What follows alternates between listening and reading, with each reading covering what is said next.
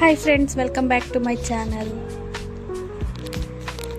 మామిడికాయ పచ్చడి ఎలా చేసుకోవాలో చూసుకుందామండి. ఈరోజు 3 మామిడికాయలు తీసుకోవాలి. శుభ్రంగా వాటర్లో కడిగి క్లీన్ చేసుకొని ముక్కలు ముక్కలుగా చేసుకోవాలి.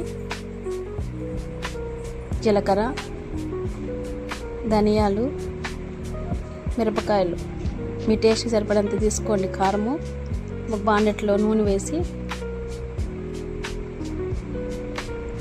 బాగా వేడెక్కిన తర్వాత మిరపకాయలు, ధనియాలు, జీలకర్ర అంత దూరగా వేయించుకోవాలండి. నిదానంగా సిమ్లో పెట్టి వేయించుకోండి. మామిడికాయ ముక్కలు మిక్సీకి వేసుకోవాలి. నున్నగా కాకుండా తొక్కుగా వేసుకోండి, అప్పుడే టేస్ట్ బాగుంటుంది.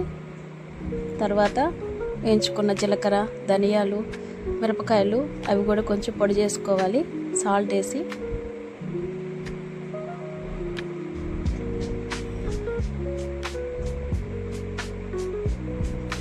తొక్కుగా ఉండాలండి, మరి నున్నగా వద్దు.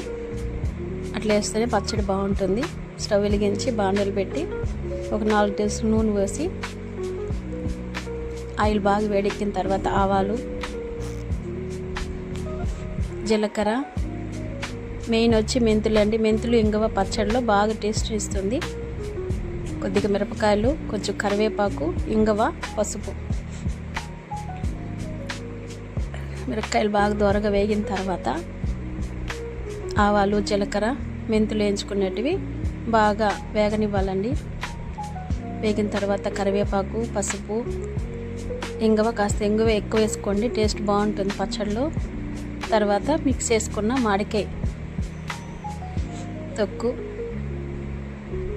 అదే గ్రైండ్ చేసుకున్న పొడి మొత్తం వేసి కలిపి ఒక 15 నిమిషాలు ఉడికించారంటే ఉప్పు చూసుకొని బాగా ఒక 15 నిమిషాలు ఉడికిన తర్వాత తీసి వేడి అన్నంలో నెయ్యి వేసుకొని తింటే